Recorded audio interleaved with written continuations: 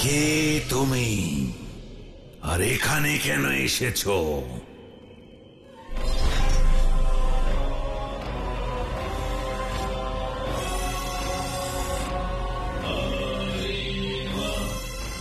যমরাজ আমায় বলেছেন যে আমার মাতা প্রেতলোকে আছেন। এ কথা স্পষ্ট যে তুমি কোনো সাধারণ শিশু নও, কারণ এই সময় তুমি আরিমার সামনে জীবিত দাঁড়িয়ে থাকতে পারতে না। শুনুন, আমার মাতা কারোর ভুলবশত এখানে এসেছেন। ওনার কুষ্ঠিতে মৃত্যুযোগ ছিল না। জেনে বড়ই দুঃখ পেলাম।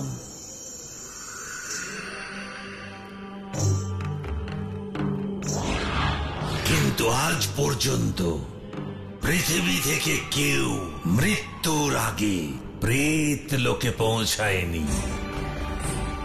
সেই কারণে আমি তোমাকে একটি সুযোগ দিচ্ছি। ধন্যবাদ আপনাকে। বলুন আমায় কি করতে হবে? তোমাকে কেবল তোমার মাতাকে চিনতে হবে, আর যদি চিনতে পারো তবে সঙ্গে নিয়ে যেও, আর যদি চিনতে না পারো তাহলে তুমিও চিরকালের জন্য এখানেই থেকে যাবে। আমার মাতাকে চিনতে কেন পারবো না?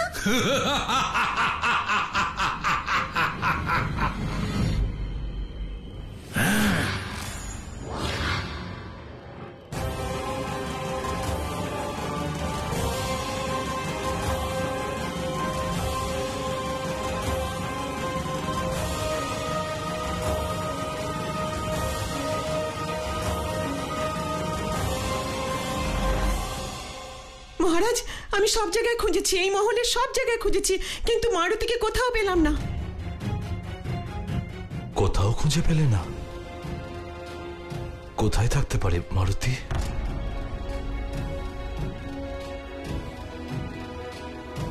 গুরুদেব, আমার মন অস্থির হয়ে উঠছে। মহারাজ, মারুতি বয়সে ছোট হতে পারে, কিন্তু সে অনেক বেশি সংবেদনশীল। কিন্তু আপনি চিন্তা করবেন না মহারাজ, আমি জানি যে এই মুহূর্তে মারুতি একান্তে বসে নিজের মনের সঙ্গে যুদ্ধ করছে।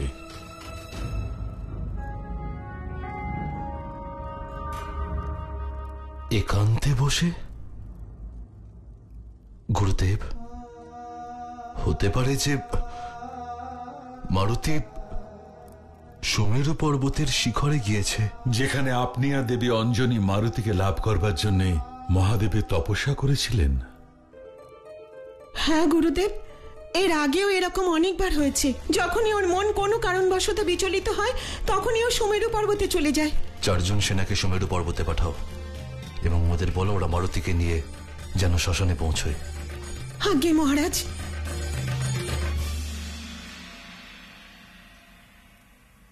সময় হয়ে গেছে মহারাজ, আসুন।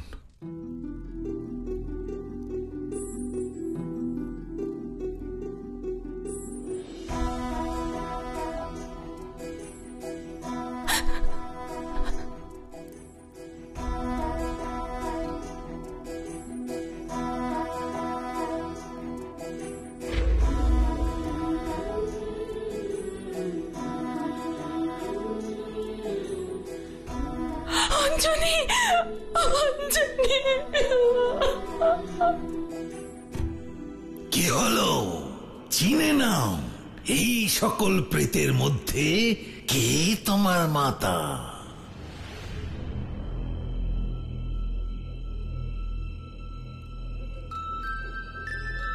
এ আবার কেমন বিষয়? আমি তো জানিও না যে এনাদের মধ্যে আমার মাতা আছেন না নেই। এ তো অন্যায়। অন্যায়? তার মানে হলো তুমি আমাকে বিশ্বাস করছো না। তবে ঠিক আছে, তুমি চোখ বন্ধ করো আর স্মরণ করো নিজের মাতাকে।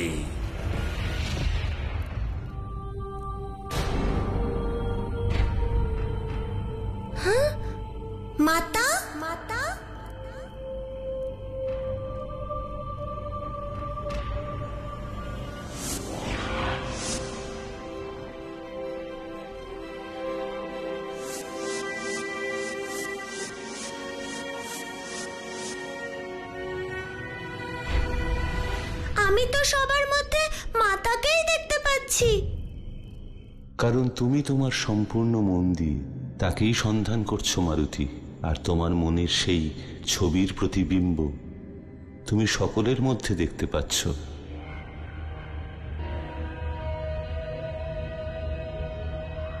কিন্তু প্রভু, এইভাবে মারুতি কি করে বুঝতে পারবে যে এদের মধ্যে বাস্তবে দেবী অঞ্জনী কে? সত্যকে দেখার জন্য নেত্র নয়, দৃষ্টি শক্তির প্রয়োজন। এবার দেখার বিষয় এই যে মালতীর সেই বিচক্ষণ দৃষ্টি আছে কি নেই।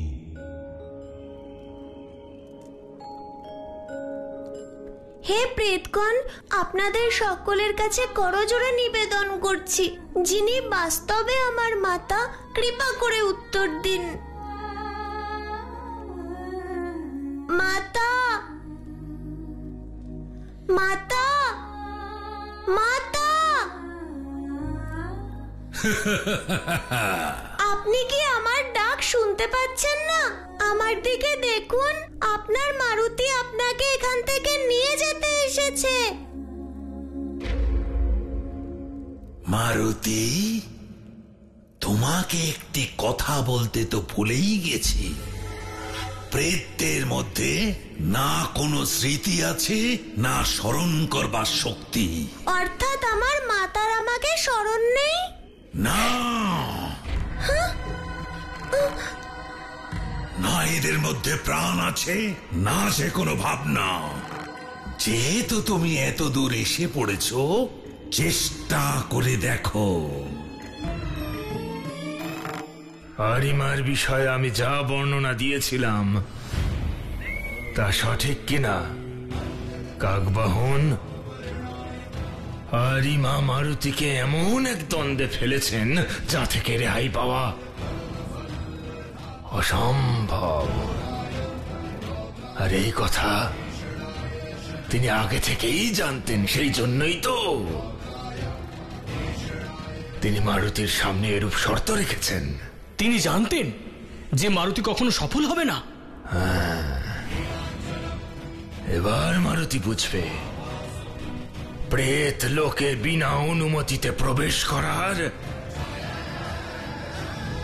পরিণাম কি হতে পারে। কিন্তু প্রভু, আপনার এমন দৃঢ় বিশ্বাস কিভাবে হলো যে মারুতি এই সমস্যার সমাধান করতে পারবে না?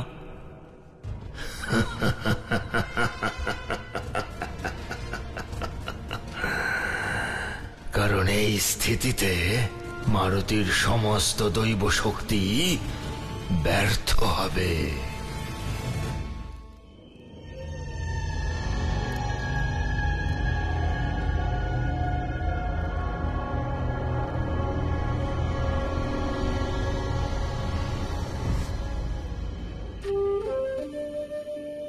প্রভু, এই মুহূর্তে একমাত্র আপনিই আমায় পথ দেখাতে পারেন।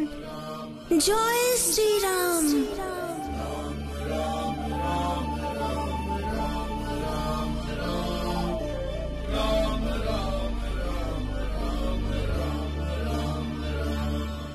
মাতা বলতেন, যেখানে শব্দ পৌঁছয় না সেখানে ভাবনা পৌঁছয়। তাই তো আমি পশু পাখির ভাষা বুঝতে পারি, আর তারা আমার। আমরা পরস্পরকে কত ভালোবাসি তা আপনাকে স্মরণ করাবই মাতা।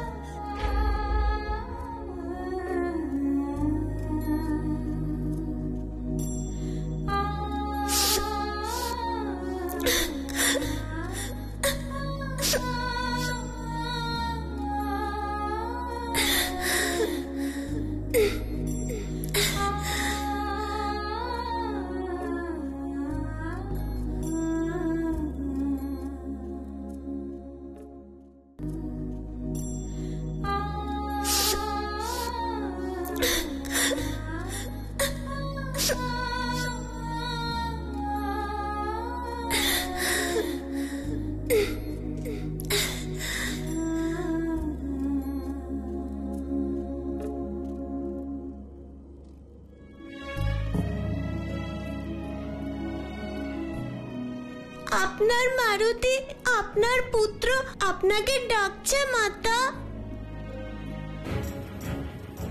একবার, শুধু একবার পুত্র বলে ডাকুন মাতা।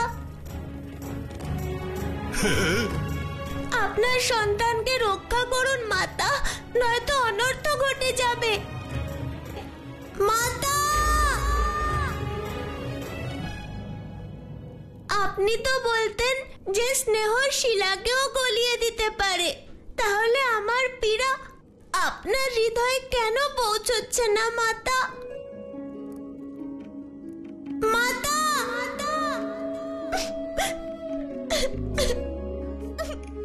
দেখুন মাতা, যে সংসারে আপনি নেই সেই সংসারে আমি থেকে কি করব?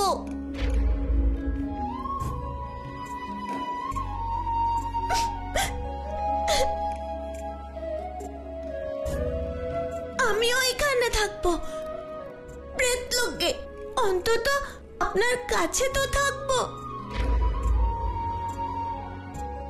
আপনি আমায় না চিনলেও আমি আপনাকে ছেড়ে দূরে যাব না মাতা। আপনার থেকে আমায় দূরে সরাবেন না, আমি থাকতে পারবো না।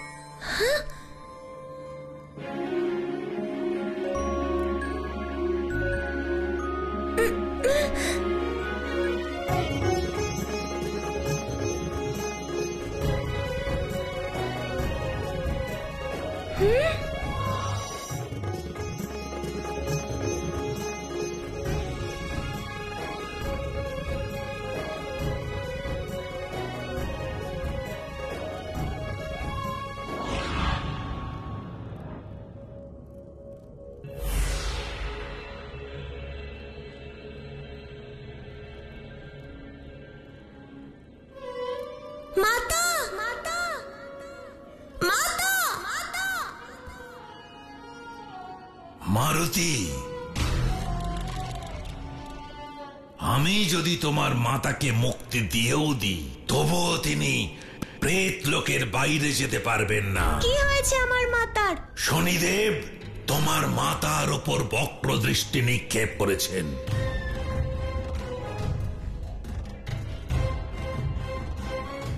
তোমার মাতার লৌকিক শরীরের অন্তিম সংস্কার হয়ে যাওয়ার পূর্বে শনিদেবের কাছে গিয়ে মিনতি করো, যাতে তিনি ওনাকে ক্রোধ থেকে মুক্তি দেন। অন্যথায় তোমার মাতার অতৃপ্ত আত্মা এই প্রেত লোকে অনন্তকাল ধরে ঘুরে বেড়াবে।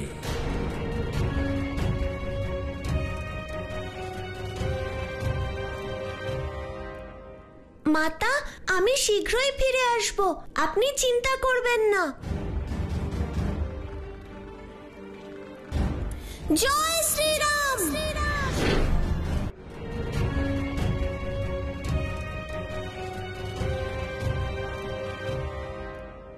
মাতা, আমি শীঘ্রই ফিরে আসব, আপনি চিন্তা করবেন না। জয় শ্রীরাম।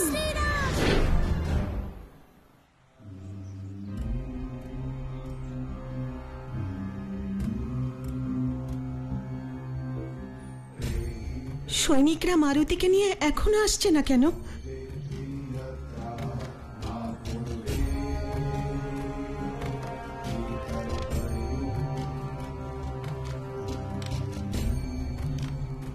মহারাজ, গুরুদেব, এর অধিকার তো কেবল পুত্রের। পুত্রের অনুপস্থিতিতে স্বামী তার স্ত্রীর শবদেহে মুখাগ্নি করতে পারেন না গুরুদেব,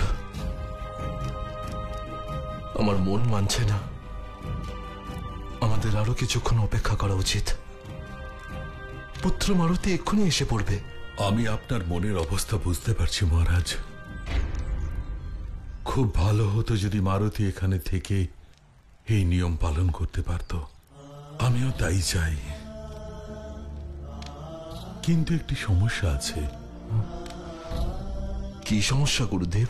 এই যে পবিত্র মুহূর্ত নির্ধারিত করা হয়েছে, যদি এর মধ্যে দেবী অঞ্জনীর দাহ কার্য সম্পূর্ণ করা হয় তবে নিশ্চিতভাবে উনি মোক্ষ লাভ করবেন। কিন্তু এই পবিত্র মুহূর্ত খুব শীঘ্রই সমাপ্ত হয়ে যাবে মহারাজ। এবার আপনাকেই সিদ্ধান্ত নিতে হবে যে আপনি পুত্রের জন্য প্রতীক্ষা করবেন যাতেও মাতার দাহ কার্য সম্পন্ন করতে পারে, অথবা স্বয়ং এই বিধিকে সম্পন্ন করে সুনিশ্চিত করবেন যাতে আপনার ভাগ্যবতী স্ত্রী মোক্ষ লাভ করতে পারেন।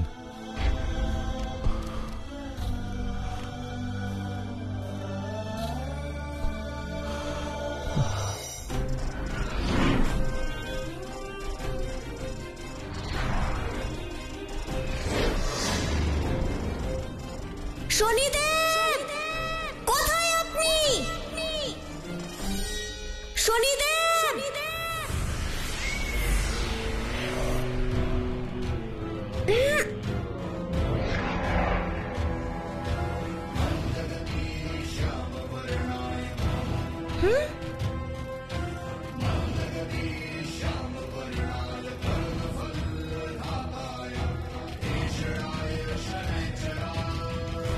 প্রণাম শনিদেব। দেখেছ মারুতি, সময়ের এই চক্র কেমন ভাবে ঘুরতে থাকে। যে কিছু মুহূর্ত পূর্বে এই সম্পূর্ণ সৃষ্টির বিনাশ করতে চেয়েছিল, এখন আমার সম্মুখে করজোড়ে দণ্ডায়মান রয়েছে। আমি আপনার কাছে তুচ্ছ শনিদেব। আপনি মহান কর্মফলদাতা আর আমি এক সাধারণ শিশু। আমার প্রার্থনা শুনুন প্রভু, কৃপা করে আপনি আমার মাতাকে আপনার প্রকোপ থেকে মুক্ত করুন, যাতে আমার মাতাকে প্রেতলোক থেকে নিয়ে যেতে পারি। অসম্ভব, অসম্ভব। কর্মফলদাতা শনিদেবের সকল দোষ যদি একবার আরোপিত হয় তাহলে 7 বৎসর পরই তা থেকে মুক্তি পাওয়া যায় মারুতি।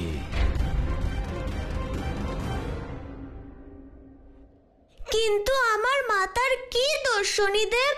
এমন কি পাপ করেছেন তিনি যে আপনি ওনাকে এত কঠোর দণ্ড দিয়েছেন?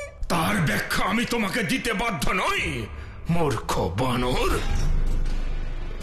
শনিদেবের বক্রদৃষ্টির হাত থেকে মহাদেব রেহাই পাননি, সেখানে উনি তো এক সামান্য বানর। সাবধান শনিদেব, আমার মাতার বিষয়ে অপশব্দের প্রয়োগ করলে আমার ক্রোধের ওপর আমার বশ থাকবে